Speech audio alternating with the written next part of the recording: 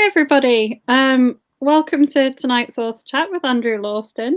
I'm just going to hand him over. I'm going to hand over to him now so that he can introduce himself and tell us a little bit about his books. Andrew. Hello. Yes, I'm Andrew Lawston. I live and write and work in West London now. We moved last year, and I've been writing and translating for years across a variety of genres. I started off with short stories and that kind of thing, and sort of gradually inched up to longer books, novellas, novels. And alongside that, I've also started translating books. I studied French at university. I was briefly a French teacher, so I've always been very passionate about French literature. And huge numbers of most French books never get translated into English. It's just the blockbusters and things that get made into films, if you're lucky. So I started with a translation of a Casanova memoir about 10 years ago now, L'Histoire de ma fuite, the story of my escape, busts out of a prison in Venice, which had never been properly published or translated into English. And that was great, but at the same time, it was quite a worthy book, and there was no sequel. So I started looking around, and through a fairly complicated series of events, I became aware of these books, the Chamcock translations by Chamcock novels, sorry, by a French writer called Arthur Bernard, writing between 1912 and 1933. These sort of 17 or so novels. So I decided to have a bash at those, a sort of area where I could really put my stamp on things. I suppose no one else had really looked at these books, most of them, and it sort of snowballed from there. And on the flip side, I've also been writing a series of my own crime stories of a sort, called Detective Dainty Paws, about my cat solving crimes in Southwest London. That's kind of where we are. Fab. Well, I'm going to start asking you some of the questions that came in on the stream before we started. One's from Valerie Keogh, one of our author members. She said, is it more difficult translating books that are almost 100 years old, or has the French language remained mostly the same? Yeah, it's a good question. I think the French language has stayed pretty consistent over the years. There's there is actually a governmental French body charged with keeping the French language the same. They are really keen on preserving the sanctity of the French language. So, I mean, grammatically and in terms of vocab and syntax, it's very much the same. There wasn't a huge amount of difference between translating Casanova from 1755 and translating, Chamcock from 1930, or having a go at something more contemporary. Sort of the idiom has changed, slang has changed, and that is something that can be a challenge. But I've sort of read fairly widely in French literature, and so it's doable. It's very doable. Yeah. And then one of our admins, Lucy, she says, how did you get into crime fiction translations? Right. Yes. A long time ago, I was working with a small press publisher called Fringe Works, and he was interested in Chamcock. He really, a guy called Adrian Middleton, mentioned Chamcock to me as something I might like to look at, translating some of the books as sort of work for hire. One of the books in particular is quite famous in France. It's been adapted for film and TV and comic books quite frequently. It's called Belphegor, and really he wanted me to translate this book, but also adapt it into a kind of serial steampunk kind of thing.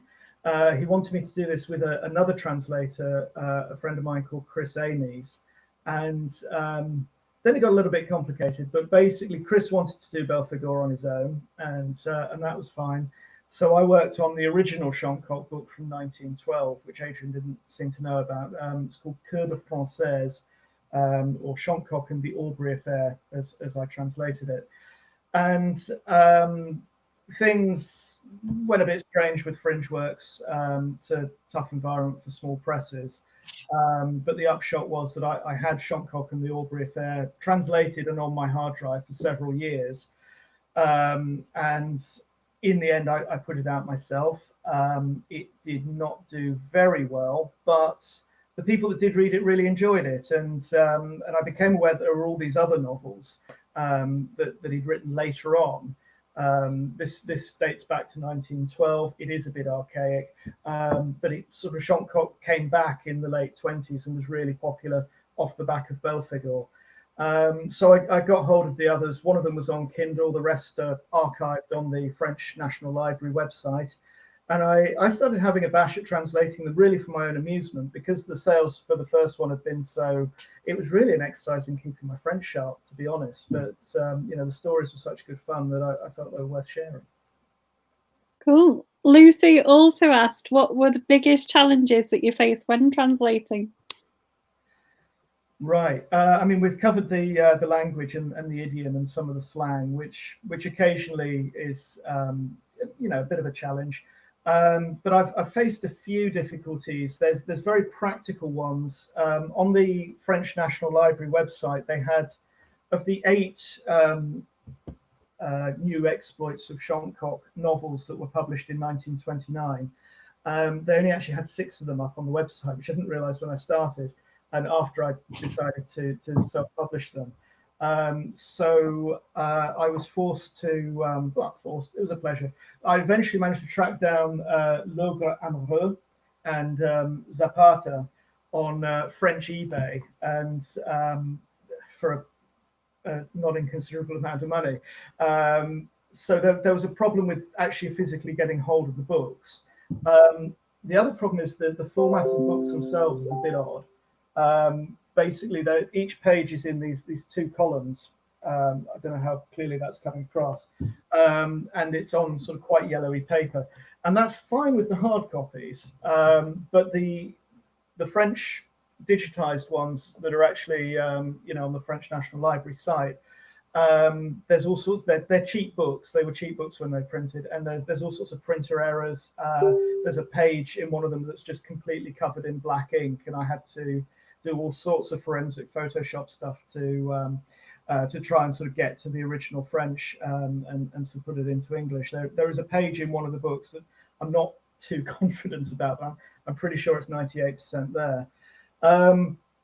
Of course, the other thing is, given that the books were written in 1929, some of them are a little bit problematic in terms of the plot elements. Basically, Chancock is a master of disguise as a detective. He loves dressing up. He loves disguising himself, and really, it's a testament to Arthur Bernard's restraint that it takes him a whole 4 books before he blacks up. But he does, and I had to decide how I was going to deal with that.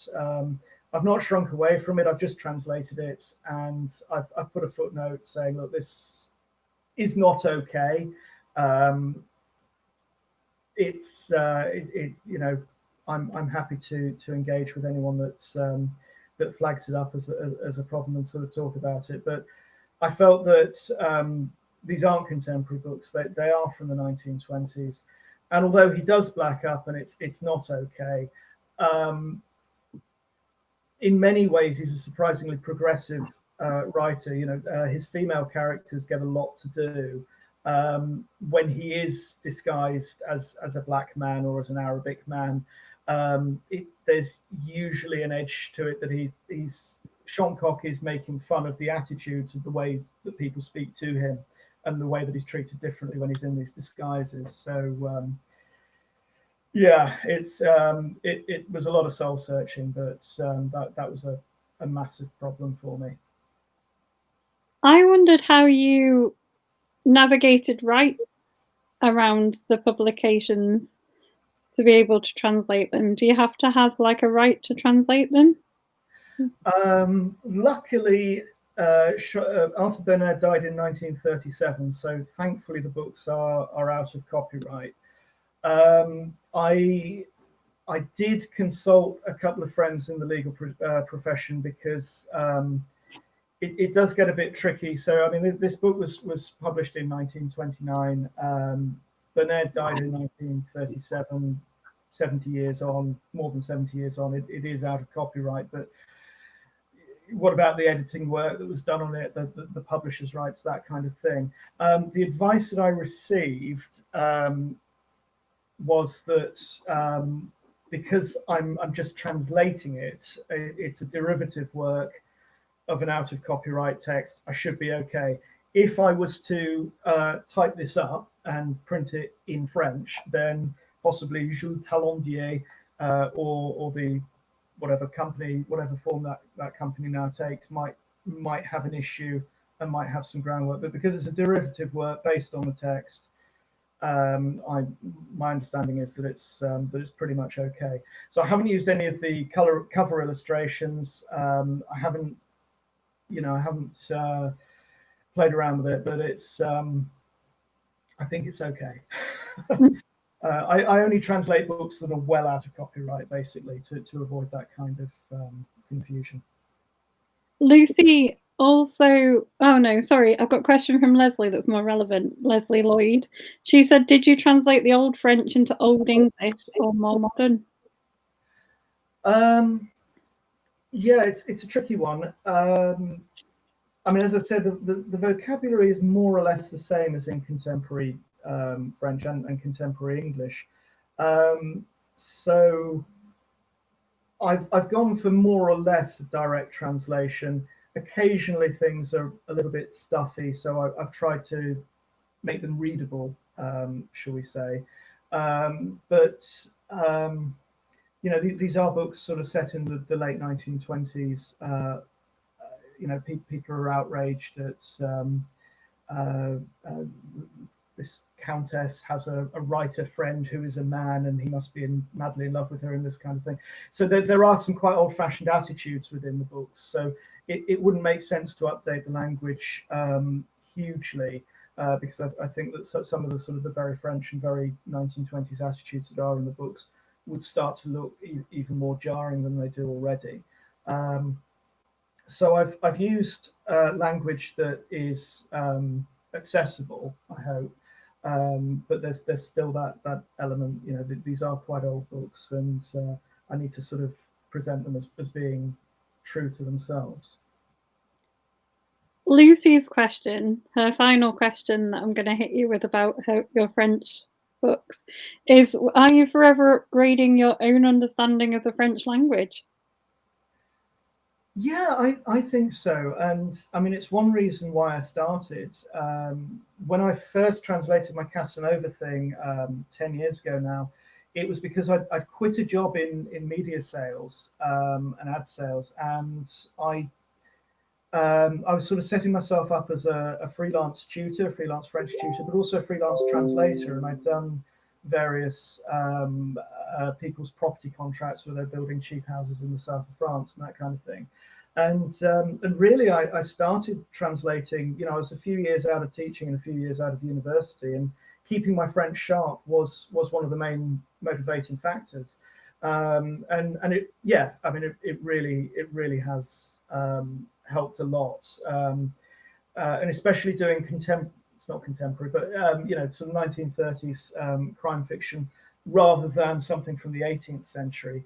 The vocabulary is a lot more relevant, and they are pacey adventure stories about people doing stuff. The Casanova is very philosophical, but the Chamcot books are much more, they're much more action based, and it's given me a whole insight into French vocabulary and language that I didn't really have from reading a lot of Voltaire and Diderot at university.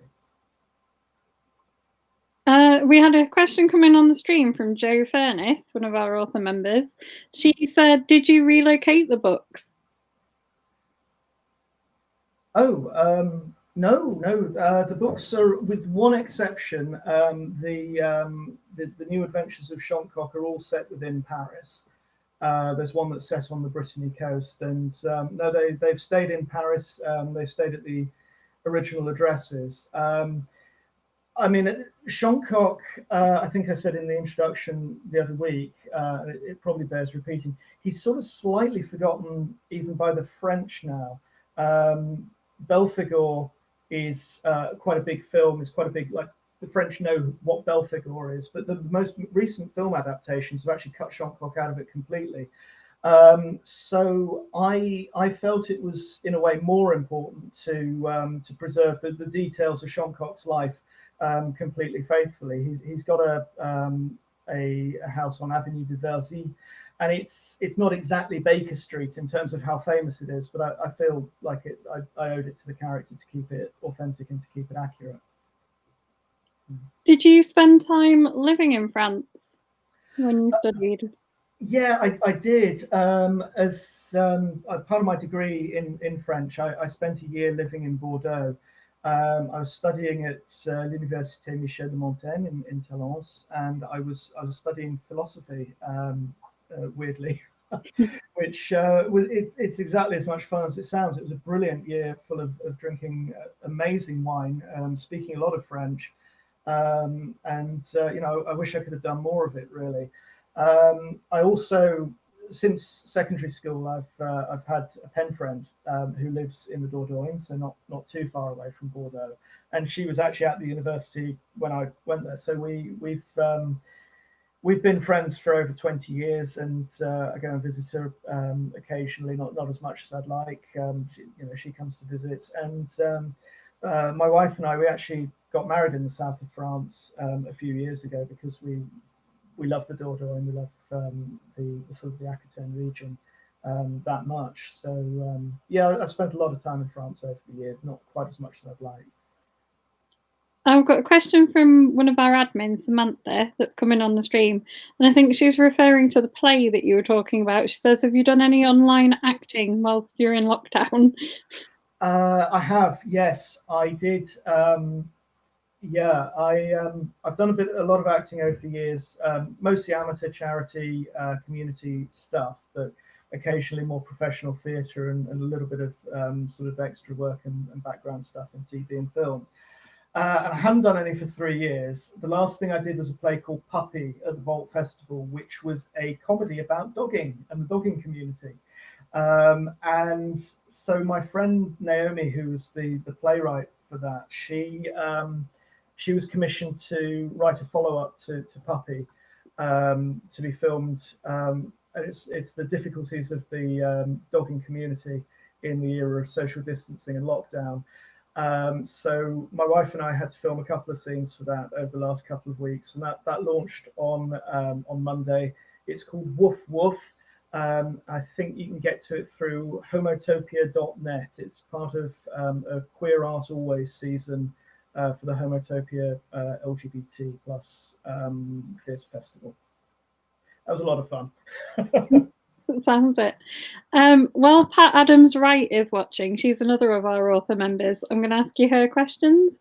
She says, "How do you rate current French detective books?" I've got to fess up. I haven't really read any, and I should, and I will. Getting hold of contemporary French fiction in the UK is kind of challenging, and I'm thinking about it.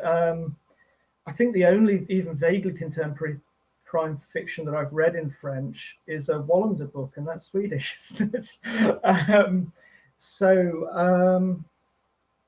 Yeah, I haven't really got anything to say about contemporary French crime fiction. I feel awful. So she also asked, who's your favourite French crime writer? Well, Arthur Bernard, clearly. Yes, phew. Alison Willis has put a message on the stream. She says she's not read any of your books, and listening to you, there seems quite a French element.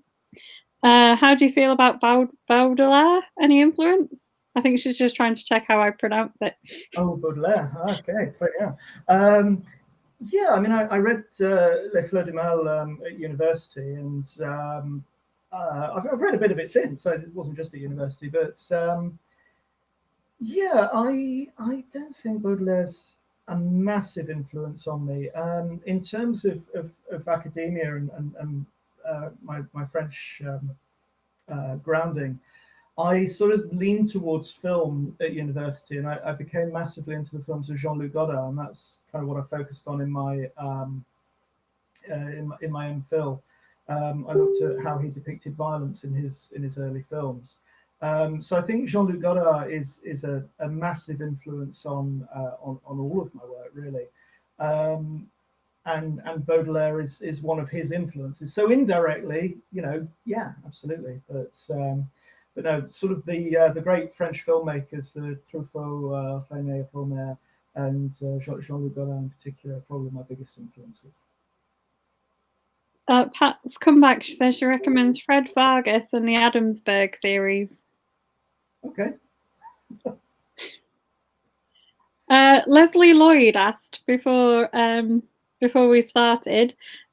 She's intrigued by your crime-solving cats. Can you tell us a little bit more about the book? Okay, absolutely. This is a book that's been long in the planning.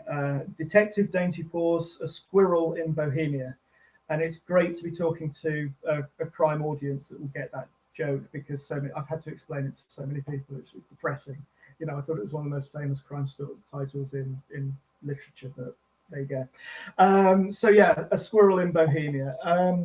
I've got a little black cat. She's called Bashimi, and she is now 15 years old. I've had her since she was a kitten. And it started as the silliest thing. It started because I actually had a pet hamster when I got the cat. And I thought that I'd got the kitten at a young enough age that she wouldn't be interested in killing them, that they'd grow up together. And obviously that wasn't the case. She really wanted to get the hamster. And people said, well, what did you think would happen, Andrew? And I said, and this was completely off the top of my head, and actually completely honestly, I said, I don't know. I thought they'd walk around the garden together. Possibly the hamster would sit on the cat's head, and they'd solve crimes together. And so, yeah, the crime-solving cat became a sort of shorthand for my general naivety, and it's become a running joke over the years. And my mother is always telling me that I should write something nice. I've written a lot of very strange stories and things that she disapproves of slightly, and so I thought, well, what could be nicer than writing stories where my cat actually does solve crimes? And that's sort of where Detective Dainty Paws came from. And this whole idea, it's a book that sort of had its genesis in various silly little jokes between my wife and I and people that we know. But it quickly evolved into its whole thing, a sort of urban fantasy surreal world that the cat moves around in, and viewing her owners, who are fairly thinly disguised versions of my wife and I, as blonde staff and scruffy staff, which obviously I'm living up to in lockdown. So yeah, that's really how that came about. It took me about 5 years to write the book, again, pretty much as a personal project. And then I realized that I actually had quite a compelling story within this framework of a little black cat trying to solve this mystery of a dead squirrel in a cafe. So it's done really well, and I'm actually really proud of it. So I hope people enjoy it. Samantha asks if you're working on any translations or writing more books yourself at the moment.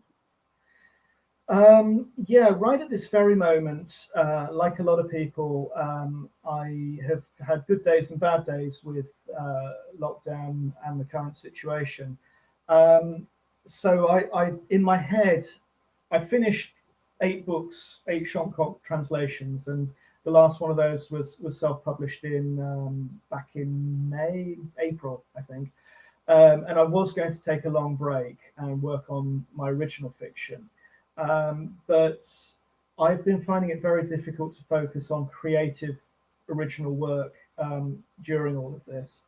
So I actually found myself sort of going back to Shonkock, going back to translation, because it's just different. I don't know why. It just is something about translating and things being right or wrong and having something there to work from gave me enough structure that I was really able to focus on that. So I've done an epic 230,000 word 3-volume Shonkock novel from 1914, which it will take a lot of editing. It'll probably be out sometime next year. And then he did another one in 1916, the first part of which was printed in a special newspaper supplement, which wasn't available online.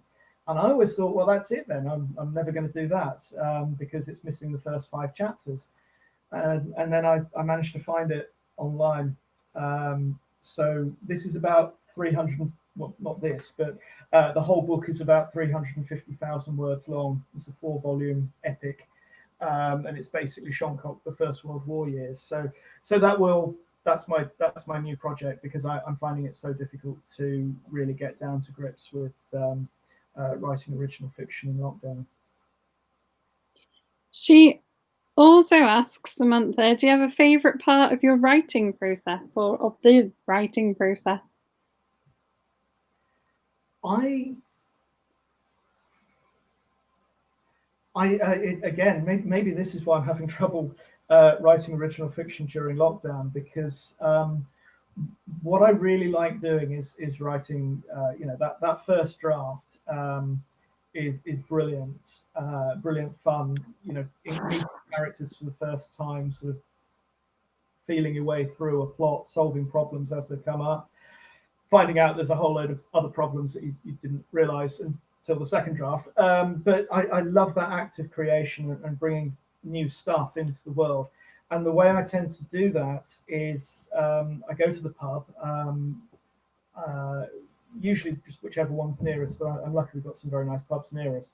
And I sit in the corner with a notepad and a pencil and a pint or 2 of beer. And I sit and I write for hours. And it's most pubs that I've done that in, they think I'm a bit of an idiot probably, but I love that. And I've not been able to do that for months. So that is my favorite bit, and I'm really missing it now. Samantha says, when you're writing your original work, do you plan or pants it?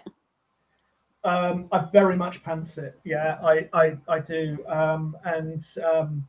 I think that's why it took me 5 years to write my first original crime novel, and it's about a cat solving crimes rather than any kind of watertight procedure. I do. Neil Gaiman's said things that I realised sort of chimed with my approach, which is that the first draft is telling yourself the story. I'm driven by writing the story out, and someone's looking at Bitcoin earnings apparently. Weird. I love discovering the story and learning about the characters, learning about the world. And I find that the most honest way to do that for myself is to discover the story and to write it as I go, and then in the second and third drafts to make it look like that was how I planned it all along. And the first draft is sort of discovery, pantsing, and the second and third draft is making it look as though it was planned and not. Someone says, what does pants mean? They've just kept hearing the expression. It just means you make it up as you go, doesn't it? Yeah, the seat of your pants, flying by the seat of your pants, I think is where it comes from, yeah. Pat Adams Wright said, can you describe your typical day to us? I would imagine that's maybe when you're writing. But you could maybe tell us a little bit about what you do as a day job as well, because you've got quite an interesting day job. Oh, thanks. Yeah. My day job, after I quit being a French teacher in the spring of 2004, I ran away to London and I became a media sales guy selling ad space in various magazines. And what with one thing and another, I have ended up at the Women's Institute, and I work on the membership magazine of the Women's Institute. It's called WI Life. and it's a fantastic organisation to work for. It is it's a bit mad. It always gets a giggle because I'm not a woman, but no, I've been working there for about 6 years, running their magazine, and effectively selling advertising space to raise money for the work of the WI and all their campaigning work and lobbying work and sort of yeah, just generally supporting their aims and objectives. So I guess a typical day, I get up. So long since we've had a typical day, isn't it? But basically, that day job is a 9 to 5 day job, and I will leave the house at about 8 in order to get there a little bit ahead of time. And I used to write in my lunch hour as well, whether that was translations or just a bit of editing on the fly of whatever it was I was working on at the time. So I've always had kind of a 9 to 5 day job, fitting in some writing first thing in the morning, at lunchtime, and then getting home and doing a bit in the evening, preferably in the pub, but not always. Um, and um, and then usually, always eat dinner with my wife. We do a lot of cooking. We sort of alternate that.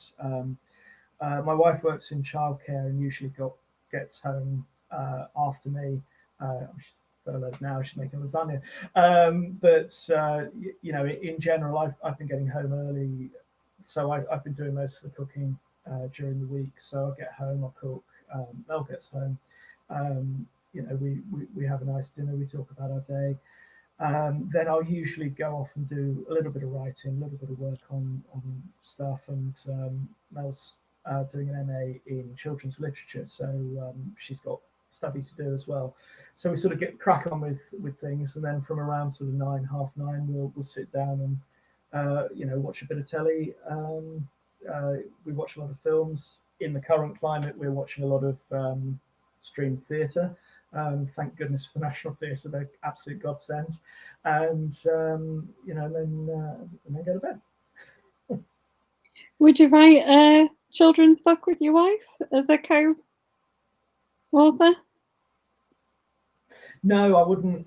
Mel's got such great ideas. She really has, and she needs to space to develop her own voice and I think the confidence to write her own books. She has absolutely fantastic ideas for children's books, and I honestly think the best thing I can do is stand out of the way and let her get on with it. But I mean, yes, in theory, I'd love to work with Mel on something. She's given me a lot of ideas on things that I've written.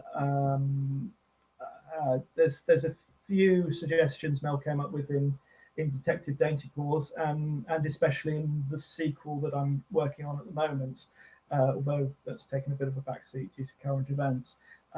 So yeah, I mean, we work together really well, but as far as children's books are concerned, I think Mel's going to blow the world away, so I just want to stand back and let her do it, really. Samantha asked if you got any plans on writing any human-based crime books. I think not currently, but that's more a question of capacity than anything else. Once I've got Shoncock out the way, one of the attractions of doing so many Shoncock books is that I've got a real handle on how they're structured, how they're written, how they're composed, and all the rest of it. And I feel by translating 8, seems to be sort of 15 of them, I've taught myself how to write a crime novel. So I haven't got any immediate plans, but I'd certainly love to. Yeah, if I had the idea, if I had a decent character, if I felt I had something interesting to say, then I'd definitely go for it. But nothing live at the moment. You wouldn't be tempted to do a carrying on of Shoncock then? Do you know how like people like Anthony Horowitz have written Sherlock Holmes? And then Yeah, you could do your own. I'd love to do that. The only thing slightly stopping me, there's one Shoncock book that I can't get, and it wasn't I think it was serialized, but not in the newspaper, so the archives don't have it. And that's the last one. And I'm fairly sure that it will turn out to be a fairly standard Shonkock adventure, and it's sort of left fairly open ended. But I'd worry about continuing the story whilst not knowing the end of the story, if you know what I mean. But yeah, no, I'd love to. In theory, I would love to do that. That would be great. Yeah, because it's brilliant. You know, he's in the books that I've done so far, the Central series. He's living in his house in Paris. He's sort of about 50 odd. He can see retirement, but he keeps insisting that he's not going to retire anytime soon. And he has a secretary called Meteor, who starts off as this very green young boy that keeps messing everything up. And over the course of those 8 books, Meteor really does come into his own as a colleague and partner to Shonkock. So I know how I'd like to develop that. If I could get some sort of inkling about what happens in that final books, I have no idea. Then yeah, I think I'd love to do that. Yeah, that'd be great. Yeah. You've clearly got a real love for the character.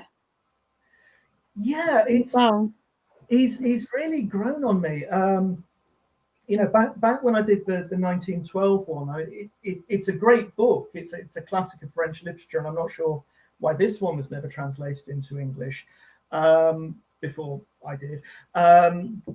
But it is sort of quite melodramatic. It is very 1912. It's sort of about the First World War is sort of on the horizon, and the French can see it coming, and the Germans are preparing for it.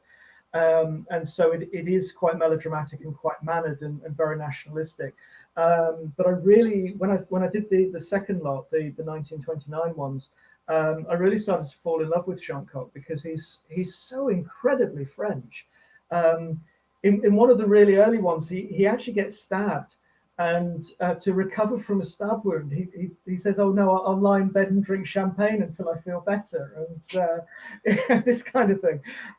He's absolutely incredible. He uses. I think the other thing that's interesting about him is he uses inductive reasoning rather than deductive reasoning, like Sherlock Holmes.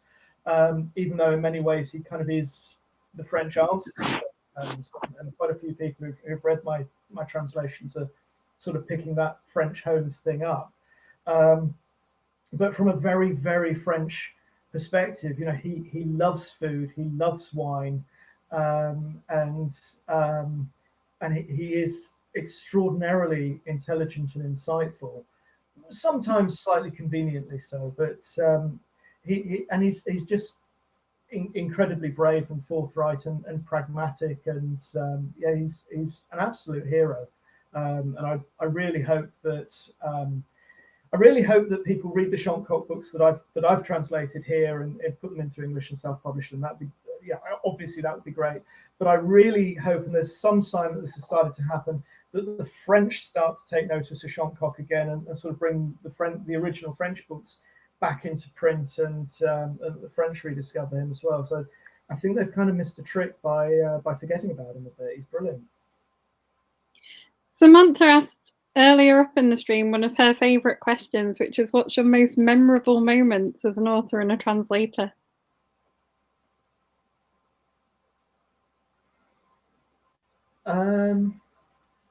Right. In all honesty, probably the most memorable moments for me are involve dreadful puns. No, I know. A couple of years ago, I wrote a play for a local initiative, Richmond New Writers. I think it was New Writers, New Plays competition. Arts Richmond ran this theatre writing competition, and I was a finalist. I had to write a 20-minute play with minimal characters, minimal setting, and it was staged at the Orange Tree Theatre in Richmond, which is an absolutely gorgeous theatre. We had to produce the play. I directed it myself. I cast my wife. I cast my playwright friend Naomi, who wrote the Puppy and the Wolf thing. and I got to write and put on my own play at the Orange Tree Theatre in Richmond. The set was The Humble Boy or something, so there's this full garden set. So it looked incredible. And sitting in the audience with an absolute cannonball of dread in my stomach because one of my actors never learned her lines. And when she delivered her final line, I was like, oh, thank God, now I can enjoy it. But sitting there and listening to the audience react and laugh in real time to something that I've written and actors bringing it to life, that was absolutely fantastic. And I wish I'd done more of it. I don't know really why I haven't. Yeah. Would you be open to translating people's novels into French for them to sell in France? I wouldn't, but that's because I wouldn't be up to the job. In general, it is a better idea to find a French person to translate into the target language. People have asked me to a number of times over the years, and it's not to say I couldn't have a bash, and it's not to say there's not other English translators who could do it, but I have to recognise where my strengths are, and to be honest, I don't think I do people's work justice. So my advice to anyone looking to get into the French market, which I think is a great idea, would be to find a really strong French writer who speaks English and get them to I'll pay them to do it. Yeah. Do you translate exactly, or do you sort of change things to make more sense to the readers over here? Yeah, in general, because I started off with a vaguely academic approach and feeling that it was important that there was a record of these works in English, and in the case of some of the Shonkolt books, a record of these books at all. I mean, apart from French eBay, some of these are impossible to get. I made them quite precise translations, and where something is incomprehensible, I put a footnote in, and I started getting really into the footnotes as well, because when these books came out in 1929, they were contemporary, so they talk about contemporary figures, and they talk about recent real life crimes and that kind of thing. So I started having to put footnotes in, and those started getting a little bit more involved as time went on. Yeah, I'm not an absolute slave to fidelity. If I'm reading a sentence and I'm thinking, okay, people just aren't going to understand this if I translate it directly, then I will add something to make it more comprehensible. But I try and preserve the direct translation from French pretty much throughout. Will Templeton, another one of our admins, said, is it a bigger buzz getting an instant audience reaction on the stage or seeing book sales creep up? He's a bit of a thespian too. Oh, is it? Oh, fantastic. Okay.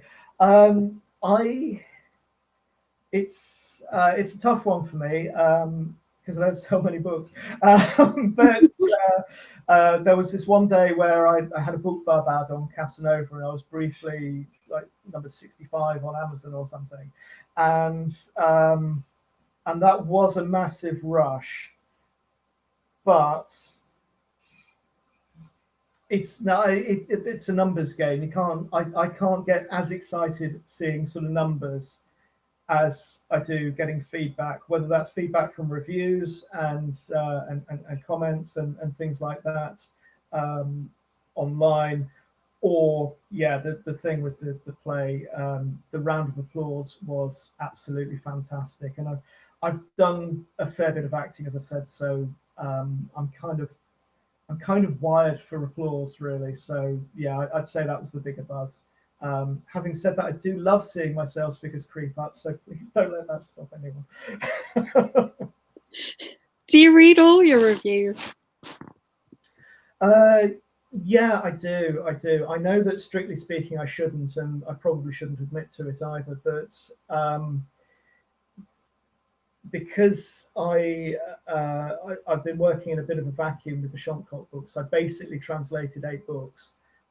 before I published any of them, and then sort of whacked them all out. And because I've become so invested in the character, and because I had to make a decision on whether it was worth translating the next 8, I'm really interested to see what people make of my work. Having said that, I don't respond to reviews. I read them all, but I've seen enough, and frankly, I'm a reviewer as well. I do a lot of reviews, and I do theatre reviews, and I've had playwrights on the phone complaining about a bad review. So I've always decided I'm never going to be that guy. So I read the reviews, but I don't respond. Samantha asked, what was the last book that you read? That's a really good and slightly embarrassing question, because at the same time as not really being able to concentrate on writing original fiction during lockdown, and I don't know whether anyone else is having this, I'm having real trouble reading and sort of concentrating on reading with all the stress of everything that's going on. I have just started reading War and Peace, which will take me a while. But I think the last book that I read was actually a Doctor Who novelization of Resurrection of the Daleks by Eric Sayward, because I've just retreated into absolute comfort reading, to be honest. That's fair enough. Who are your sort of go-to crime authors to read? Well, I mean, increasingly Arthur Bernard. He wrote a lot of other detective novels as well as the Shoncock ones. So when I'm reading in French, it will usually be Bernard. But I'm sort of, I guess, the classics: Agatha Christie, Arthur Conan Doyle, and more contemporary Sarah Pinborough. She's become a friend of mine over the years, so I get all Sarah Pinborough's books. They're not always strictly crime, I suppose, but yeah, I love Sarah's stuff.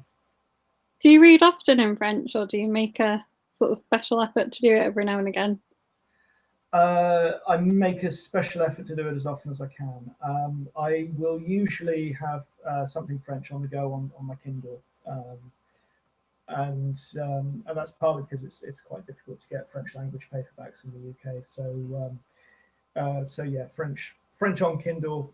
So it tends to be the commute to work, which again has fallen off the wayside a bit in recent months. And then sort of English literature, English books. In bed before I go to sleep and waking up in the morning and that kind of thing. But yeah, I'm really aware that much as I love my job with the WI, I'm not using my French at all. So I try and read and translate as much as I can to keep my French sharp, because I don't want to lose it. You said that Detective Dainty Paws sort of verges into urban fantasy a little bit. Would you ever write full-on urban fantasy? Yeah, I'd love to. Do you mean sexy urban fantasy there?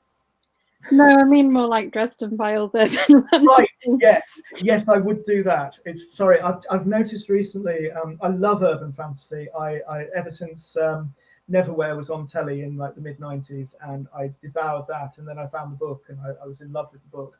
Urban fantasy is one of my favorite genres, and I would love to give it a go. I think Detective Dainty Paws really, to some extent, is a way of sort of venturing onto that terrain and seeing whether I can hack it. But I absolutely love it. But I have noticed recently that there's usually someone in flagrante with a demon and that kind of thing. I don't write overly sensual, shall we say, material. So that was why I clarified. But yeah, I'd love to. Urban fantasy would be brilliant. Yeah. Someone's commented and said French books on Kindle are rather expensive. Well, yeah, it depends on the book. In French, apparently. Right. Yeah. I mean, So some of them are definitely. I do tend towards reading French classics, which are usually either free or sort of 99p. I've read Voltaire. I mean, I was on Les Miserables. I think I paid a few quid for Les Miserables, but at the end of the day, that's going to keep me going for years. So they can be expensive, but like the UK book market, there's always offers, there's always reductions, and there's a huge wealth of French classics that I've not read all of Balzac, I've not read all of Hugo's, so I've got plenty to get through. Yeah. Samantha wonders what independent bookshop you'd worked in. Oh, right. I worked in the Fordingbridge bookshop in Fordingbridge. I did 2 weeks of work experience there when I was 14, and I then stayed on as a Saturday job until I was not too long before I went to university. And it was absolutely brilliant. I mean, even at the time, I would stand there basically reading books all day, working, but there was a lot of reading going on and discovering new authors, having an absolutely brilliant time. I knew it was going to be the best job I ever had, and I was right. It's been downhill ever since. She also says, other than your wife, is there anyone you'd like to write alongside?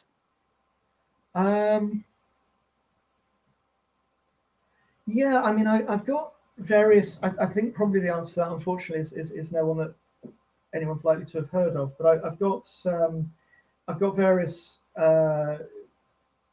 writer friends, and we sort of kick around ideas, projects. I've got a friend, Jane Lutwich, who I think might be a member of the group, so probably a better name if I name. And we had an idea for a traditional 3-act murder mystery play because we feel people don't write enough of those anymore. And I'd love to get back in touch with her and actually and work on that. That would be brilliant because we had a really good idea, but unfortunately it was about 8 years ago, and she's now in Cardiff, and we've both got married, and she's got a very small child and a dog, so probably the moment has passed. But I mean, I'm really in favour of collaborating in general. There's also a Romanian science fiction writer I like called Andrei Lawston. I hope he's not watching, because I'm pretty sure I pronounced that wrong. And he writes a lot of science fiction, really philosophical, mind-bending sci-fi. We collaborated on a comedy cyberpunk world. And I brought my book out, Rudy on Rails, and he hasn't brought his out yet, but he's hoping to. And I hope that the upshot of that, when he does get around to it, is that we'll then be able to write a third book together. That was definitely the plan. So. You've written quite a lot of short stories as well, I think, haven't you, from having a look at your Goodreads? Yeah, a few. Yeah, I started in short stories, really. I mean, I started writing fan fiction, to be honest, Doctor Who fan fiction, and quite a few of the short stories I've got credits for in sort of charity anthologies, charity Doctor Who collections. But then when I was in my mid-20s and and teaching, not having time, basically, very busy, not having much time, not having a great deal of financial resources, I found short stories. I might get like a couple of evenings in a month to work on something and then not be able to work on it at all for another month. So short stories were my way of keeping creative, and I think they were great practice for writing longer work. I love writing short stories. We've got about 5 minutes left of our author chat. So would you like to just remind everyone, show us some of your covers of your books again, and remind us of where we can source them all? Okay, excellent. I don't have many paperback editions at the moment. We moved house not too long before lockdown, and I managed to divest myself of most of my back copies. But this is my latest publications, Detective Dainty Paws, A Squirrel in Bohemia, which is a kind of comedy detective story about my cat solving crimes in the mean streets of Barnes, which becomes quite urban fantasy inflected, in its later chapters. This is the first of my Shoncock translations, Shoncock and the Aubrey Affair by Arthur Bernard. It was originally published in 1912, and it's about a young girl called Germaine Aubrey who her father invents an aeroplane. The plans are stolen by German spies. She gets a job as the governess to the German chief of staff to steal the plans back. She's absolutely brilliant. Then and Shoncock is kind of her handler in Berlin. She eventually gets caught, banged up. He busts her out, and that's how the world meets Shoncock, really. And he then became, massively successful character in pulp French literature.